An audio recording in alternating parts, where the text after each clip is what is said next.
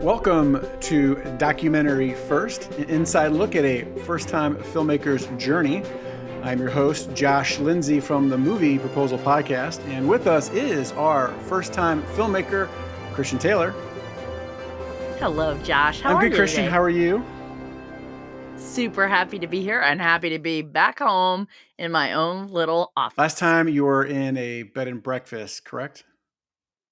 I was in Dubuque, Iowa. Dubuque is fun to say. And also with us is, we couldn't do without him, the awesome Jason Rugg. Hey there. He's got a real beard, and I just learned today you're a runner. I didn't know that. Yeah. I try to at least walk a 5K even in the winter every day, and then I try to run a 5K by the end of summer. So you mean like collectively, like you'll run like quarter of a 5K 1 week, and then you'll add to it the next week, and then is that what you're saying?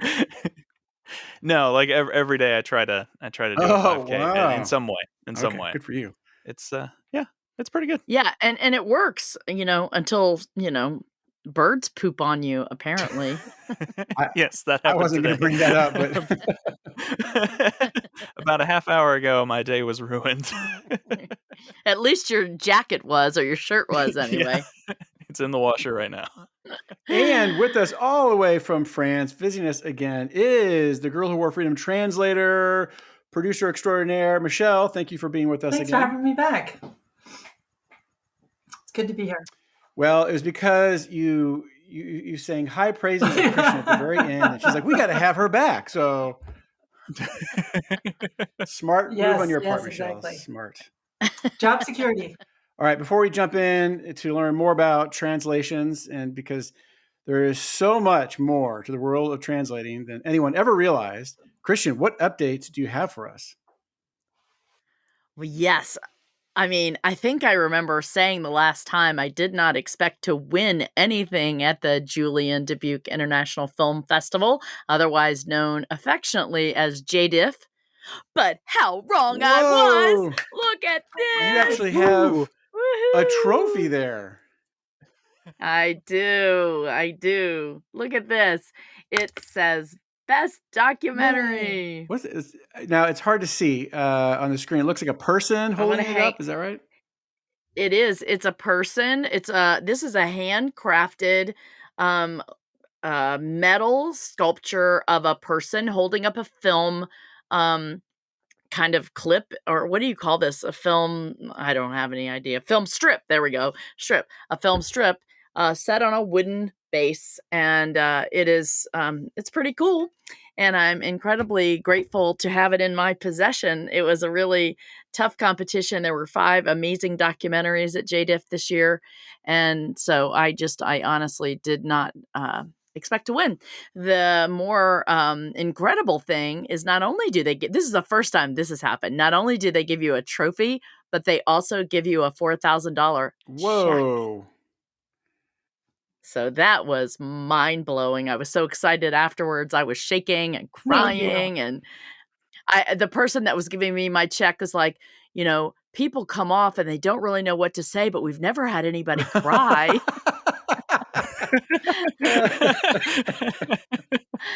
Well, they've probably had people cry who didn't win. Probably. But anyway, so yeah, that was very exciting. And I have to say, it was one of the most unbelievable experiences I have had. It certainly is tied with Beaufort Film Festival in South Carolina. They both have this equal feeling of just love and warmth and joy and incredibly organized, beautiful events, amazing film people. It's not surprising that the directors of the festival are also filmmakers.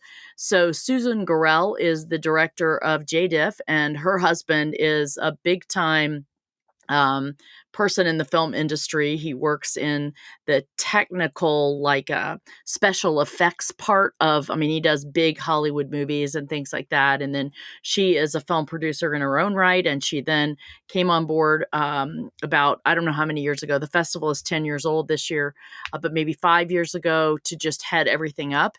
And this was an 8-day festival. It started when I screened in Galena, Illinois on a Saturday, and it went all the way to the following Sunday night.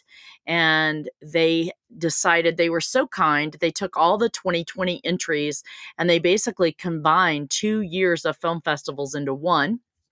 And they screened, I don't know how many shorts, probably 100 or something, and more like 30 features, documentaries, and narratives. And every day they had some sort of event. They had panels. They had coffee talks where you're just sitting around with one person. They had like parties at night. There were dances. There was a street festival all one day. There was movie trivia night. Like, it was so fun. And there were supposed to be about 100 filmmakers there. And I do think it got pretty close to that. What was interesting about this film festival is it was, the biggest one with, in terms of all the filmmaker presence, but it wasn't too big that, everybody was off in their own worlds, not really connecting. But it was big enough so that you met, a good number of filmmakers. The other thing that was fascinating, they put up all of the nominees. So there were 3 to 5 nominees in every category: shorts, narratives, docs. And they put them up and they covered their travel for the nominees. But then for everyone, they provided breakfast, lunch, and dinner in the filmmaker headquarters. And so the Hotel Julien, which is this beautiful old hotel from the 1800s, they they put everybody up there. The headquarters was there. The box office was there. And we hung out together every day while we were eating. And that's how we got to know each other. And when we left, every single person, every other filmmaker that I talked to said, there's been nothing like this. We feel so bonded to each other that none of us wanted to leave. It was like this, we'd found our tribe and we wanted to go and live on this little island in Dubuque, Iowa. So it was a spectacular experience. I met some unbelievable people.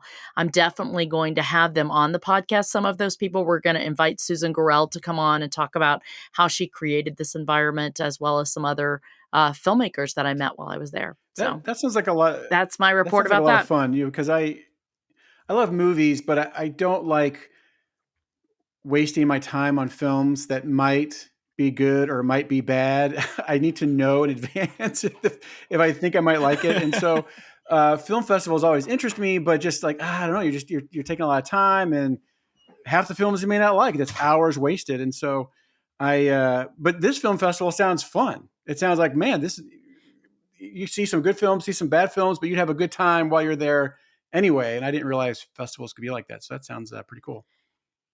Yeah, it really was. And I think, that's one thing that you ought to look at. Like, right after we left, they got an award for one of the 50 top film festivals worth the entrance fee. And there are, of course, different levels of festivals, and the quality will be different. For my own personal preference, I really wouldn't want to be at a festival that was younger than 10 years, simply because I think it takes you that many years to sort of figure out how things are going to go. And just like we heard from Ron a few weeks ago, he said when we first started out, the quality of our festivals was just, let's have some films no matter what. But as time went on, the quality, rose and exponentially. Well, at all of these festivals that I've been at, the quality is so high that I would never say there are very poorly done movies with bad sound or bad this or bad that. They are all worthy to be in these festivals. Now, what's so great in particular about JDIF was they had so many ways for you to find out about the films. They had a booklet. They had an app, which was phenomenal. And then they had posters all over the place with, pictures and descriptions about what the films were. One of the ones that was most memorable to me was the film that I left the festival with, and it was called Into the Storm. And it was about this comedian slash director. I think his name is Harold Storm, and he worked with Robin Williams. And so on the front of the poster, it's Robin Williams and Harold Storm. And of course, it says on there unknown footage of Robin Williams. And that he directed Mork and Mindy. And so he had some footage of Robin Williams that had never been seen before.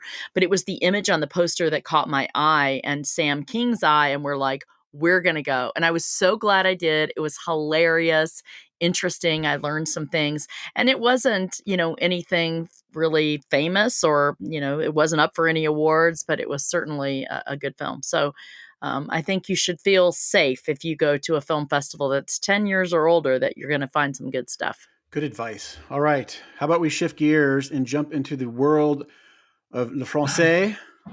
How you say it? Le monde français. Okay. I studied French for 4 years, as you can tell, believe it or not. And actually, and I've never been to France, which is a regret. Yes. But it's never too late.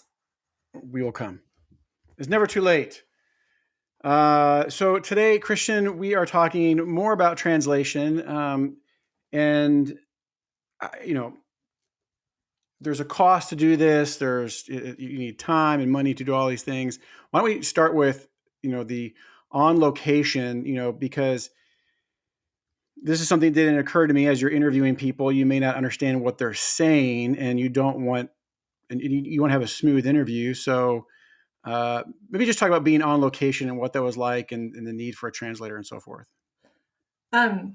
Well, yeah, so I think that the first thing that's really important when you're on location is having a good interpreter, obviously. And I will make the distinction between the interpreter, which can be synonymous with the translator, but an interpreter is more of translating the speech, so orally.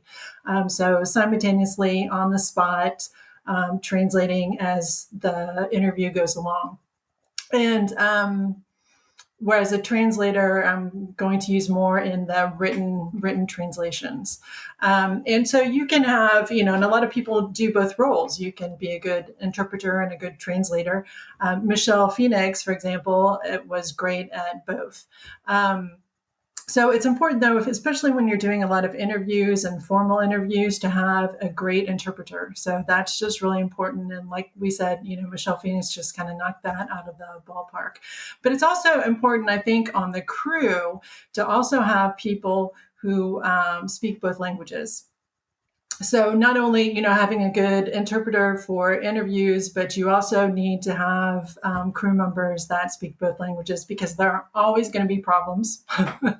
as we encountered lots of times, but it's also to help create opportunities, I think.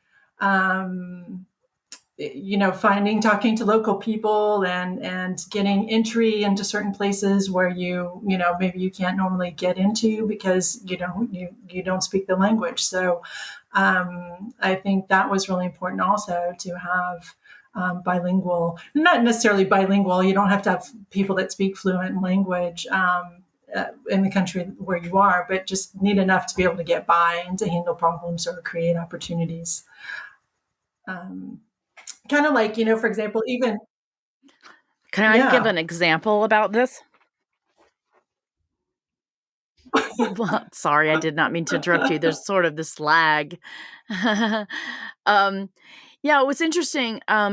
When I first contacted Flo Boucherie, and she and I were talking, we could understand each other to a degree, because Flo spoke some English. But it was very difficult to make a lot of progress quickly. And interestingly enough, it wasn't until a year later or so, when I actually went to France and we were in the middle of production, that I realized Flo did not understand me ever as well as I thought she did. So she would say, yes, yes, yes, or, oh, I understand. But I would come to find out later, she didn't really understand completely, or she missed some nuances, or she didn't get it at all. And I was so thankful when Michelle came on the project. She was a wonderful go-between, which was awful for her sometimes, completely dreadful, between Flo Boucherie and I, because she could fluently speak both language, understood both cultures, and that was incredibly helpful. And she was able to, in a sense, work as my translator, interpreter between myself and like all the venues and all the officials before we ever even got there. But I will say one of the things that I found that was different between Michelle Coupé and Michelle Phoenix is Michelle Coupé, her strength is working methodically, slowly, meticulously, and that works really well in written translation. She excelled in that area, and it's clearly her strength. Where I feel like Michelle Phoenix's strength was verbal translation. She could switch very, very quickly between the two languages, and that was a skill that was really needed at that time. Would you not agree that there were two, you guys had different Yeah, strengths in that definitely. translation? Yeah, and I think that is important. world? Somebody who interprets, they have to be quick. They have to have a good memory. And so, me, you stick a camera or microphone in front of me, and I just kind of panic and kind of get tongue tied. And so, Michelle Phoenix, I think, was much better at that. Very responsive, very quick, able to focus and concentrate. And so, she did that really well. So, where my strengths are more in written translations.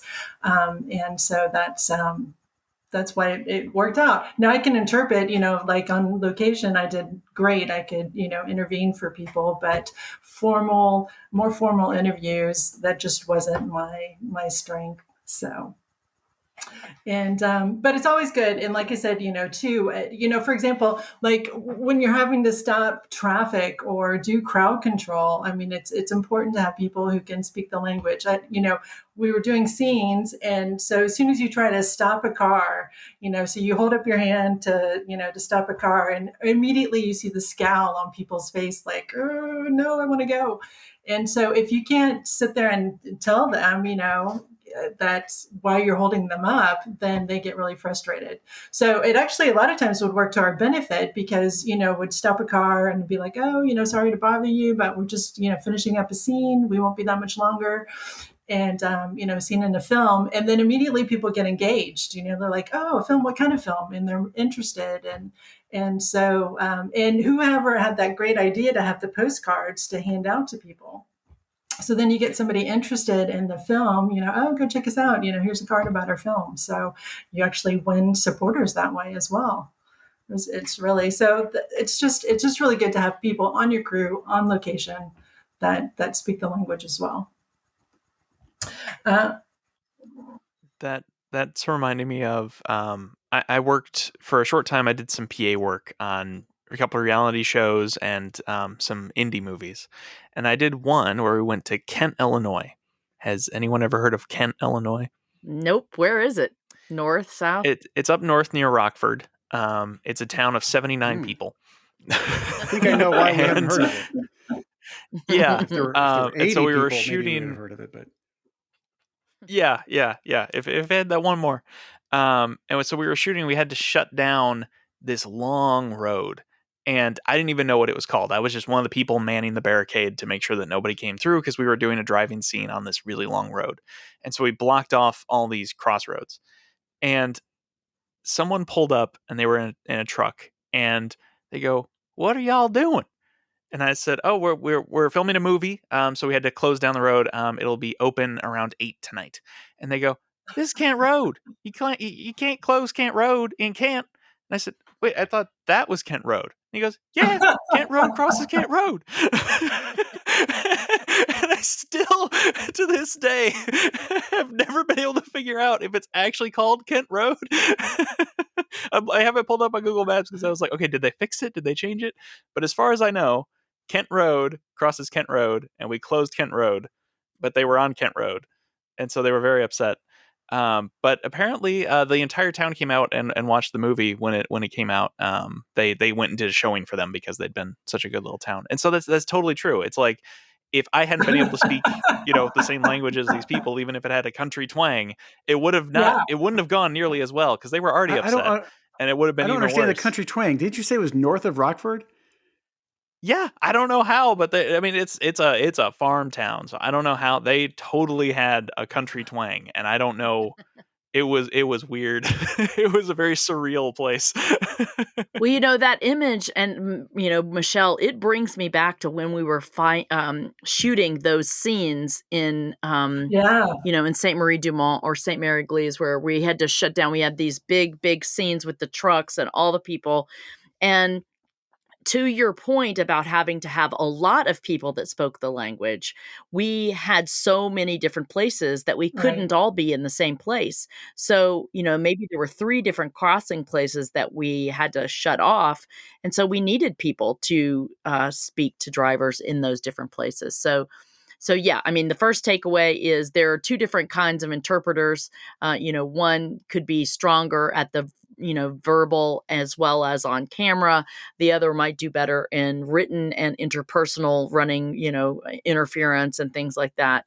And you really do need more than 1 or 2 on your team if you're going to do an international film project. And if I guess if you don't have contacts, I would start locally with the town where you're going to be filming, or the city hall or the tourist office, and, just ask for help, or have them, identify people that can, that are bilingual or can speak English.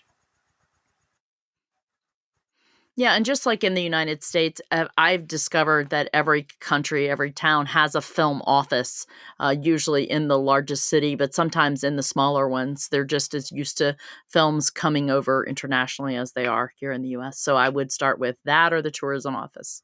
Good call. All right, Josh, what's the next question? Let's talk about post-production, transcribing. Once you've got the interviews and you're putting your film together, there's all kinds of things we could talk about. Transcribing interviews, something with a time code. Maybe, I don't know, Christian, maybe you could guide us a little bit. Just the beginning of, you've got all this footage, you don't understand a word of it. Now what? Yeah, so one of the things I would say about this is before you start your production, please make sure you think through the post-production part of it. So, and make sure that you plan, particularly in a dual language film, that you plan into your budget all of the different things that you're going to need.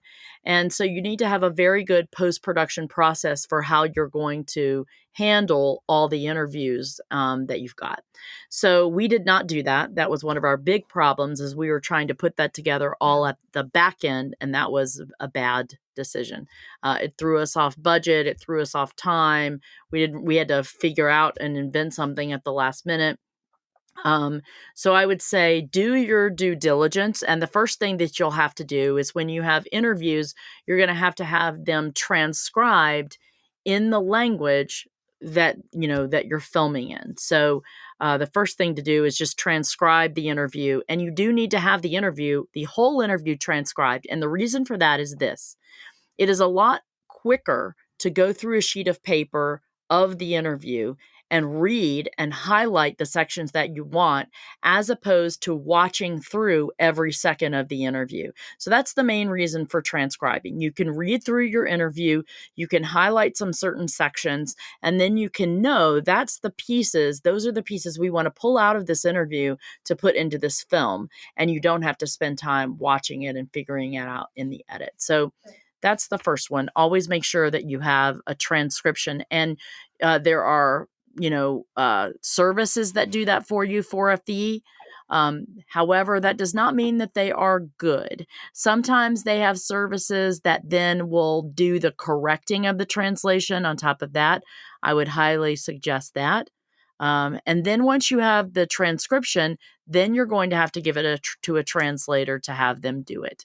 So Michelle, why don't you talk through this part of it? Yes. So important that it needs to be transcribed in the original language, and with the time code. And I'll tell you why too. Original language is for also for the editing purposes. So a lot of times, if Christian would read through an interview and pick out places, it's just so much easier. So she's reading the English version, and so she's going to tell me, okay, somebody talked about, Danny was talking about her dress, in this part. I need you to go back into the interview.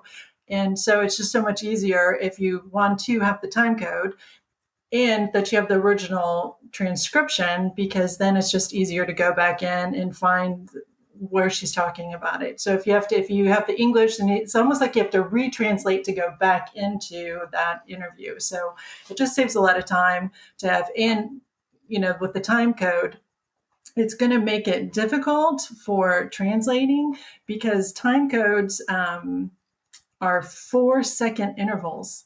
And so when you're translating, you're going to have a piece of like 5 words on your time code. And that's not even a complete sentence. So it does kind of make it a little bit trickier when you're translating with your transcription with the time codes, because it's just really choppy.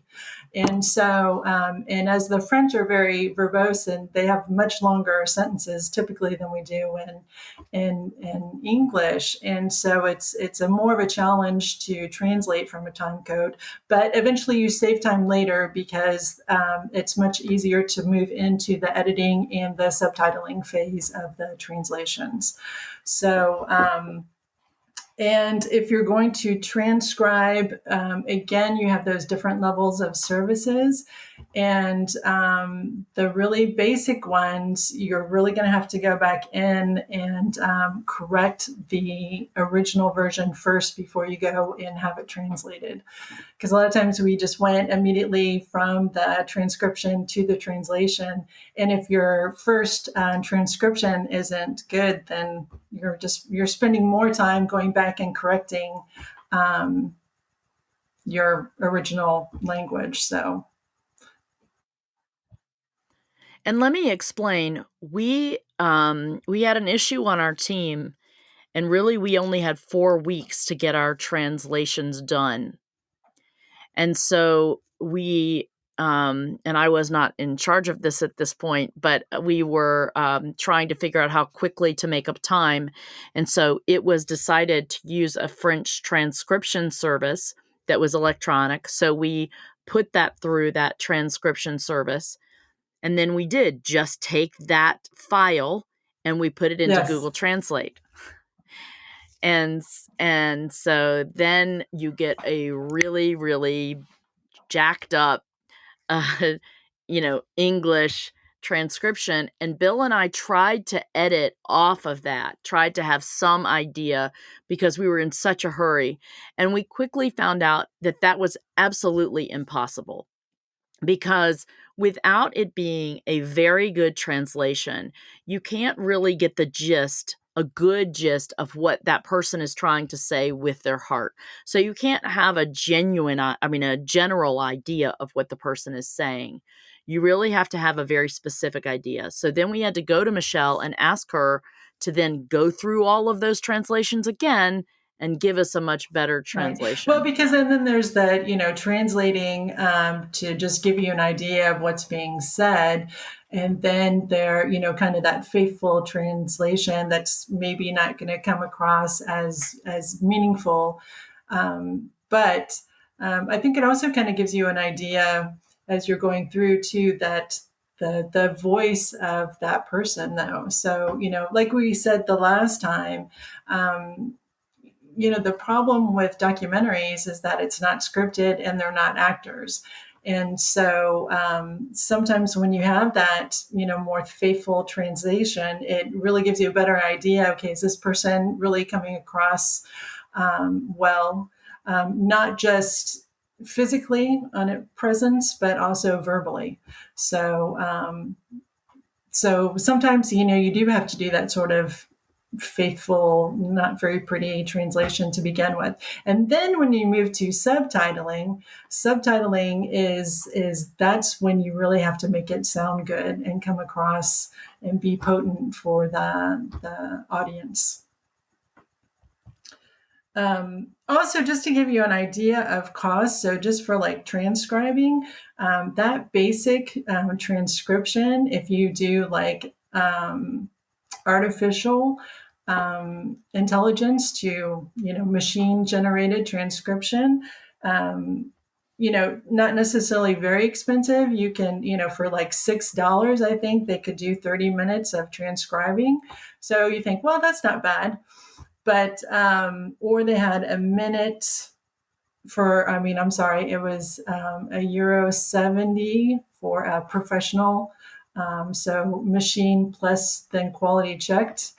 And so that was like 50. And so you're thinking, oh, a half hour, €50, that's not bad. But then when you have to, if you have 10 hours or 20 hours, then it just, it really just keeps adding up. So you've got to be careful about that. Cost can really get away from you even just for the transcription. Yeah, we had 31 French interviews that were over an hour each. So then you, and honestly, Michelle was volunteering for this project. The hours that Michelle spent that she gave us free were in the thousands and thousands and thousands. I mean, so really you are going, even if you send it through the mechanical translations, you are going to have a live person to work with. And it is going to take a lot of time, and you need to make sure that you include their salary up front. Unless you can recruit someone like Christian does all the time who would do it for free. I do not recommend that. I do not recommend that. It's a magical talent that you have. Wish, because then you feel guilty and you feel like you should be paying everybody. I'm never doing that again, just so you know. I'm never recruiting people to work for free anymore. Well, Josh, I guess we won't. Okay. That's a wrap, everybody. I don't know. But you have to look at it on the other hand, though. I mean, these are experiences that maybe a lot of people wouldn't get otherwise. So there's there's big opportunity there as well. It's true. So but it is, and that's the whole thing. So budget is really going to drive what you're capable of doing as far as translations, transcription and translations are concerned. So either, you can have a lot of people and a lot of contacts that can, help you out, maybe reduce the cost, or you're going to have to go through the services and just pay, a lot of money. And it depends on what kind of film you're doing too. If it's a documentary nature film, maybe you don't have to have a lot of dialogue there. So, but you don't have to translate exactly. squirrel. And Christian, I was just thinking too, when you were doing the festivals, were there any other like dual language films that were up or awards? Yeah, I mean, there were a lot of those. Yeah, there were a lot of subtitles, and that's kind of what's great about indie film is that indie film goers are more used to reading things in subtitles. I will say that I feel like our subtitles were the best, and everybody made that comment. So we spent so much time to make sure that our subtitles were readable, that they were large enough, that they had a dark enough background. And another thing that we did, I had people that came earlier to see our rough cuts, and then they saw our final cut. They commented on how previously it was so fast to read the subtitles. It was too fast. You couldn't read everything. And now it's much better. Well, we spent a lot of time having Michelle go over and look for economy of words. Where could we cut down and use smaller words and smaller ideas to make sure that the translations could fit in a certain amount of time? Michelle, that was not easy, was it? That was definitely challenging at times. And, again, trying not to get too far away from what the person, is really saying. But so, yeah, it was fun. I have to say that just thinking of that, one of my favorite stories was with Jean-Marie Boucherie. And he's a character anyway. I mean, he's always, just his way of speaking, and he throws a lot of expressions in there, and he's just always kind of joking around. And so, Christian, you remember where, so as I was translating, there was this one part. So he's talking about the troops coming into his grandparents' field. I know what you're going to say. This is my favorite story, too. I think about it every time I see the film. And so, yeah, so he's saying, so my grandmother, the soldiers are coming in, they're setting up camps, they're got the bulldozers in, and the cows were out of luck, so they had to move them out. And so as I was translating this, I was listening, and I couldn't quite figure out what he was saying. Something about the cows, and I was like, were they underwater? I couldn't just quite figure it out. And so, not wanting to waste time, I was just like, okay, the cows were out of luck, because it sounds like something he would say anyway. And so I said, the cows were out of luck, and then just moved back. And I thought, I'll come back to that later. Well, I never did for a long, long time. And then finally I came back to it, and I was listening to it, and I said, oh, that's what he said. So I thought he was saying something like sous l'eau, like underwater, but he actually said sur les dos. So they were on their backs, is actually how it came out. So he said, the cows were on their back, so we had to move them out. So, but anyway, Christian, like I told her, I was like, oh no, that's not exactly what he says. He didn't exactly say the cows were out of luck. He said the cows were on their backs. And so Christian was like, oh, can we keep it? Was this cow tipping or something? Yeah, but basically what he meant, and this is so funny because I think Michelle went back in and changed it. She finally went back in and changed it, and it no longer said cows are out of luck. And I was like, wait a minute, you can't change that. That's hilarious. and because it is Jean-Marie, and he is speaking in euphemisms, and the cows were out of luck was just hilarious to me. And so I was like, you have to put that back. And she was like, well, that's not exactly what he said. And I was like, well, what did he say? And she said, well, I think he's, it's like they were dead. They were gone. Backs. They were on their backs. And I was like, yeah, that's not funny. We're going to leave in cows are out of luck. They were, okay, so they were dead. That's fine. Exactly. See, they were out of luck. So we're going to go with out of luck. It's still true. Exactly. It's just more poetic. So those are the little liberties. This is what happens when you watch like a story that's true, and then you read the articles, like this is where the director kind of bent the truth here and made up that thing and elaborate, embellished over there, and I don't know if I can believe in this film anymore. And now I'm learning the truth. Okay, well, I'm about to blow your mind with another one, because this is a little bit more we took a little bit more liberties here. So there's a scene with Maurice Lacour, and Maurice Lacour, he's such an interesting character. When I first met him, we called him a lazy talker. He doesn't open his mouth very much. He doesn't speak very quickly. He's just kind of low energy.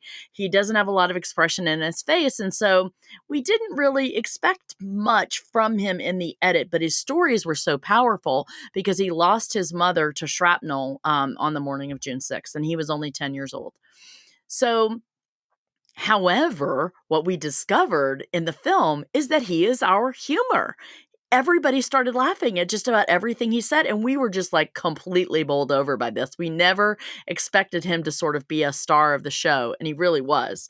Well, there's the story that he tells about when it was after June 6th, when the Americans are set up, and these young boys that are around 10 keep doing these deals with the GIs. And so they want gum and candy and chocolate, and so they would go to the GIs and ask them for that and trade them for things. Well, at this time, the GIs were coming to these little boys saying, where are the girls? Girls, girls, where are the girls? And so this little 10-year-old boy said, well, give us chocolate and oranges and we'll tell you where the girls are. So he then says, So we sent them to Henri Laguerre's house. Henri Laguerre's sister was older. She was an old maid. And, she basically, the way that Michelle originally translated it was she was an old maid. And so they went there and she was kind of ugly and everybody was angry about that. That's not exactly what he said. But when we drilled down on it, Michelle, I'll let you take it over from there. Like, talk about the process of how that's kind of the thing too. So I mean, you're trying not to. His story mentions somebody from Santa Mara, and actually, I didn't even know if that person was still, around or their family was around. So you're trying to be delicate too, because he's calling this woman, essentially, and I mean, he didn't come out and say an old maid, but he came out and said that she was older, not married, so you get the picture. And so you have to be kind of delicate in the description. So yes, the boys come, the soldiers go knocking on her door, and she just they didn't get a very fine reception. And I think it could have worked in either sense, that either they were really surprised or she was really angry. So it was, yeah. And when Michelle used the words old maid, which is the gist of what he says, and this gets into the whole translation thing. He basically says she was unmarried, and she was older. And so to shrink that down, right, you use the word old maid, which is what we think of it as, Yes. right? Yeah, I think so. Yeah. Michelle? Yeah. And so for us, that also has a humorous connotation. And so when he said, the GIs went there, knocked on the door, he says, and those GIs were not well received. Well, what could have happened was that she was angry about that and didn't want to have anything to do with them. But what I thought when I heard the term old maid was that she was unattractive and that they were not at all impressed with this young French girl. And we then went with that idea, and we ended up putting up a picture of Henri Laguerre's sister, quote unquote, I'm using air quotes here, as one that we would think is a not very desirable old maid. And it gets a huge laugh in the film. Now, is that exactly the story? Mostly. Sort of. Mostly. But we enhanced it for the, for the humor. I'm beginning to question if sure. any of these people in the film are even real. I'm taken aback. It's all CGI. Yeah. Yeah. Well, you do have liberties in the edit. You do have liberties in the translation. And sometimes, you want to make a good film. So you want to be faithful and true, but you also have to take into account the audience that's watching this. And are they going to enjoy it? And are they going to understand? And are they going to laugh? And lots of things go into making those decisions, those editorial decisions and directorial decisions. And to cut out, when you have so much footage and you have great stories, and trying to trim those down, it's not easy. And trying to make those cuts are not easy either. And there were times I know that Bill and I would stay up and go over, certain scenes, and just really trying to keep a lot of things, and but having to make the tough decisions also to cut certain, pieces out, because you just can't keep all of it. So. Well, and I will say too that Bill and I did not speak the language. We've been over that before. So that made the edit very tricky. But what it also meant was that Michelle had to be so much more involved with our production in the edit than I ever imagined a translator would be. I mean, there are many times where Bill and I were editing via Zoom and Michelle was on the call.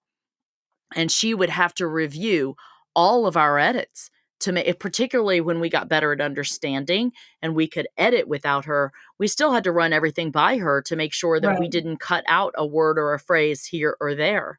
And so for our particular situation, because we didn't, know the language, our translator was just part of the, editorial team, and she had to be very involved in the edit. And, that went all the way through to the subtitles. So she was a very important person, and we could not have done this film without her. And Can I say, like, one way. of my favorite editing saves, which was not even due to language, really? The one I'm talking about? C.O. Bauer. I do. I love this. Yeah. So we Yep, were, yep. And so sometimes I would get up in the morning and Christian was like, oh, we've made some edits, can you go check it out? And so I would go back in and start watching. And so, but at one point, I came to the C.O. Bauer scene, and it's at the end, when he's saying his prayer. And so, I thank God, and so he's going through, and it's you're trying to hold back the tears. It's so emotional, and very so emotional. At one of the edits, they stop, and so they can, and so C.O. Bauer is after he said his little prayer, and so you still have that emotion where he's kind of crying, and then that's it.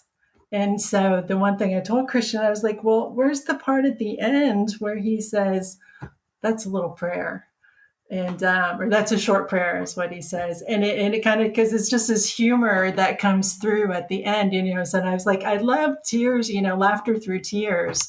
And so Christian and Bill decided to put that back in, which I thought was that was such an interesting thing, and it was why I was so glad we had this third voice in our edit, because C.O. Bauer is telling his story, and he's saying, thank you, God, for letting me be alive to tell this story, and he's got these tears in his eyes, and the camera is just on him for a long time where he doesn't say anything. And I didn't want to be guilty of making our audience, feel this, because it's a teary moment. The audience is going to cry, and I know this. And I didn't want to seem like we were taking advantage or milking this moment for the sake of emotion. And then what he says after that is, that's a short prayer, by the way. I make them all the time. And it's Flo Plana laughs, and we laugh. Everybody laughs. And I always loved it. But then we took it out to try to be respectful. And Michelle's like, no, you have to have that, because it really, yes, there's tears, but it makes you smile. And it was absolutely the right call. Everybody says they're glad it's left in there. And so, yeah, that was absolutely your best editing save. And it had nothing to do with translation. So way to go, Michelle. Save the film. That makes up for all the lies you told earlier in the translation. Exactly. So. And all right. Well, hey, as we wrap up here, Christian, is there anything that we need to announce, things coming up? Go to the website. Oh my gosh, there is. I just want to take a moment, and I want to give thanks and praise to God for meeting some incredible needs. So I've been asking over and over again for donations for, feels like my whole life now, to pay the people that have worked on our film. And thanks to a generous donor this week, we received $20,000, which was enough to pay all of those subcontractors who I owe, the lawyer, the colorist, the sound guy, the grants guy. I can pay all of their bills. And we still need about another $25,000 to cover some other costs. But I'm so thankful that these individual humans who have been surviving in COVID through these difficult times will be able to pay them now. So individual donor, you know who you are. We are so incredibly grateful to you. So that's the big blessing for today.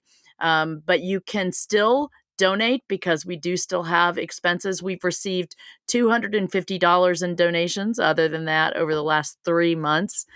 So if you can make any kind of donation at thegirlywarfreedom.com/donate, that would be welcome. The shop is always open. We're about to start selling DVDs in our shop, so that's exciting news. And we've got some fun new videos on YouTube, so go check those out. And yeah, that's about it. Oh, right now we are screening at the Port Townsend Women in Film Festival. It's virtual. There is a Q&A afterwards. The cost is $10 for the film, $12 for the film, and the Q&A. You can find out those details on thegirlwhowore.freedom.com/festivals, Port Townsend Women in Film. And then there is the GI Film Festival is going to be the middle of May. That's the one directly after that. So we've got some good virtual opportunities coming up for you to share with your friends The Girl Who Wore Freedom. Awesome. Well, that's exciting news about the donation. So very cool. And Michelle, thank you again for being a guest on our podcast. We'll see you next week, I suppose. Yes. Never know. All right. Well, hey, and thank you to our listeners for listening to Documentary First, where we believe everyone has a story to tell and you can be the one to tell it. Yes, you can. Bye, everybody. I got to run. Michelle, nice to see you again. Can I just tell you, that's on our recording because you didn't give me a chance Can't you to just edit stop it. I don't know. They'll trim it. It's fine. Or this is all in. Bye, everybody. Bye, everybody.